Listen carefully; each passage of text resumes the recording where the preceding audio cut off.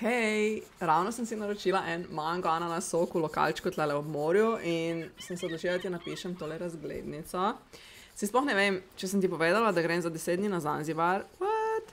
V glavnem, že zdaj upam, da bo tale razglednica imela dosti prostora, da ti vse povem, ker jaz sem tako iskreno navdušena, a hkrati je pa v meni tole potovanje vzbudilo tukaj njih vprašanj, da res rabim sogovornika. Kje naj sploh začnem, draga? Mini dramica je bila že na Brniku, ko smo imeli več kot 3-urno zamudo leta in tu zaradi okvare motorja. Tako da sem posledično zamudila let naprej na Zanzibar v Dubaju.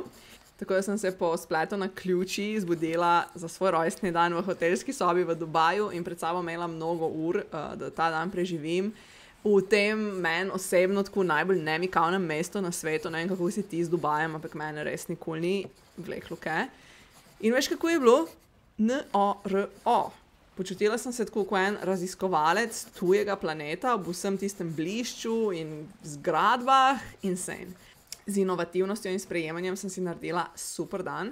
En mali izletek po glavnih znamenitostih, pa sem si pa za agendo dala, da si namesto rojstnodnevne torte prvoščim dubajsko čokolado. Dubajska čokolada v Dubaju za rojstni dan, tako pač ful poetično se mi je slišalo.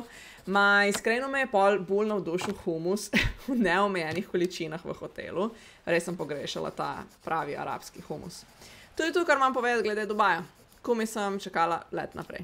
Zanzibar me je pa pol pričakal vsej svoji vročini in bleščečemu soncu. Ta dan, ko sem priletela, sem imela bukiran še hotel v Stone Townu in kljub temu, da je to mesto, ki ga mnogi izpustijo, se mi zdi, da je bil tako odličen portal na otok. Slasten zajtrk s tropskim sadjem, cvrtimi kroglicami, juko, njihovo instant kavo, Afrika, prvi turistični, bi skoraj rekla trap, ta Prison Island, ki je bil pač kar neki, ampak lej, nekam sem mogla iti tako izjutri, da sem se ufurala v ta life. Pa pol sprehod čez uličke, tržnico, zvedavo opazovanje, raziskovanje zgodovine suženjstva, ker vem, da te zanima in boš tudi sama raziskovala o tem, bi ti povedala sem na kratko. V glavnem Zanzibar ima predvsej temačno zgodovino, ko gre za suženjstvo. Otok je bil enih glavnih centrov trgovine s sužnji v vzhodni Afriki, predvsem v 18. in 19. stoletju. Večinoma so bili sužnji ujetniki iz notranjosti Afrike, ki so jih arabci in svahilski trgovci vodili proti obali in nato prepeljali na Zanzibar.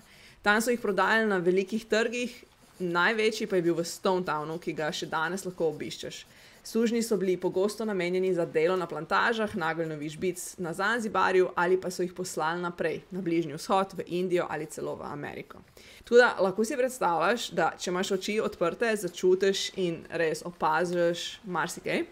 In posledično je tu res kulturno in rasno ful bogat otok, poln vplivov iz vse povsod. Večer sem pol preživela na plaži, kjer sem kljub temu, da sem vnaprej vedela, da se življenje na Zanzibarju zvečer presel na plažo, bila očarana in navdušena nad vsem, kar se je dogajalo. Naslednji dan me je pa že pot vodila za 3 dni na sever v kraj Nungwi. Imela sem lep hotelček ob plaži, ful lepa energija mi je bila tam in tako spet neka nova vprašanja. Naprimer, kaj delajo na plažah Masaji in kdo sploh oni so.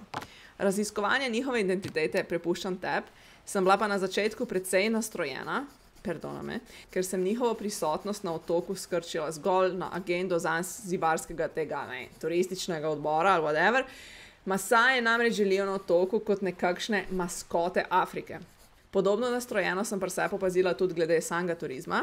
In ja, vem, da sem jaz čisto isti juhici kot ostali, ampak pač na ta čudovit otok so se naselili tujci, zgradili hotele in se veš, pripeljali sem vse, kar pritiče turizmu.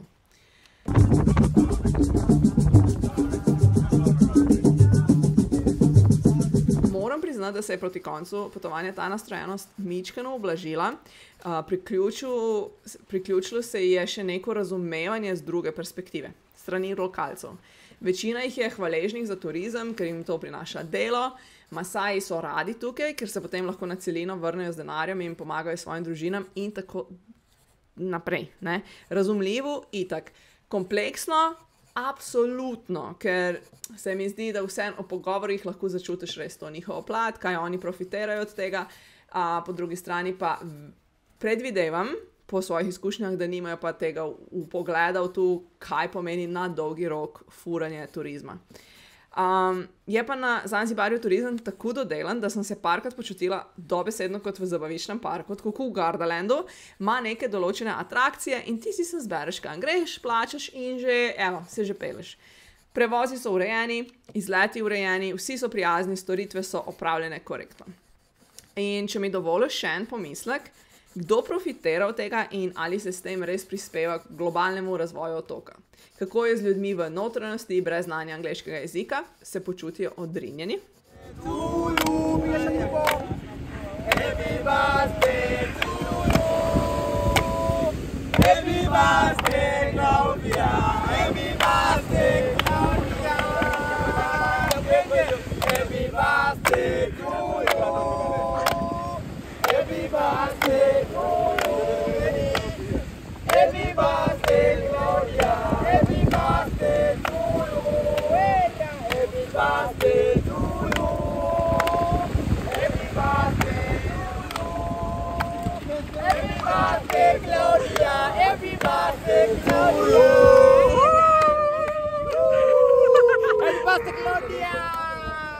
Torej, ob kristalno modrem morju na severu sem doživela mnogo lepih trenutkov, delfinčki, snorklanje, plavanje ob sončnem zahodu. In potem pa so me čakali še 4 dnevi v mestecu Paje, ki mi zares ni povajbal. Mislila sem, da bo manj turističen, ker vsi so mi ga tako predstavljali in vsi so govorili, Nungu je ful turističen, don't go there. V bistvu sem pa opazila nekako ravno obratno. Poleg tega so bili tile kajterji tako agresivni pri svojih manevrih, da sem parkrat šla raj iz vode, kot da bi bila na pol presekana. In ne, jaz nisem probala kajtati, ker se mi zdi, ali bi jaz umrla, ali bi pa umrla neka naključna oseba v bližini. Tako da mi boš ti pol povedala, kako si se ti sploh lotila kajtanja, ker meni nič ni jasno. Aktivnosti je bilo še kar nekaj, takih pravih turističnih, od opic do modrega safarija.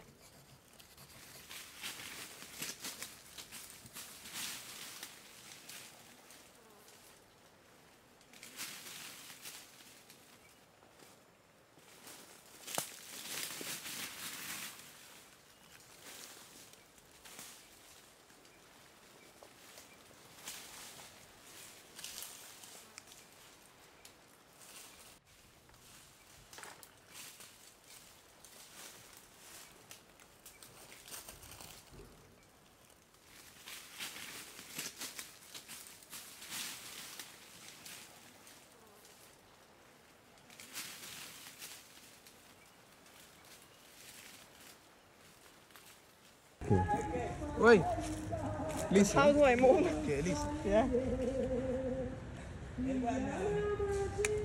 This one. Okay. Take care. Okay, listen. Yeah? Just a Habari gani? Nzuri sana. Wageni nakaribishwa Zanzibar yetu, hakuna matata. Vete, sem veš, kam je pa najbolj ostalo v spominu? Najem kolesa za en dan.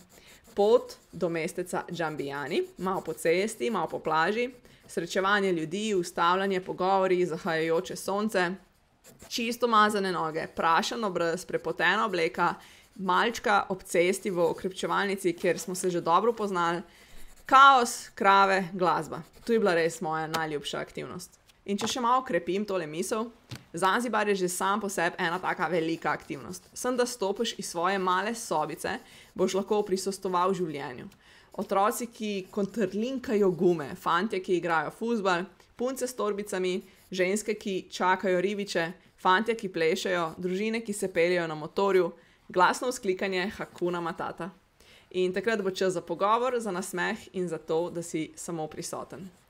Tako da evo, več ti povem še ob kavici doma. Po mojem, da ti je tale razglednica dobro orisala mojo pot na to ultraturistično destinacijo, ki se je na koncu izkazala za nadpoprečno in me napolnila in skozi eno tako mičkeno linico odprla pogled na mamo Afriko. Sem še eno porcijo morskega karija naročila tlele kelnarju, ker hrana tukaj je pa bolana. Ok, jutro imam let domov, tako da se kmalu vidiva. Poljubčki, ok, Love ya. Ciao ciao. Wakaribishwa Zanzibari yetu, nema problema, tunawapenda nyote, karibuni wageni, Hakuna matata. people from German, Hakuna matata. people from France. Haya, bravo.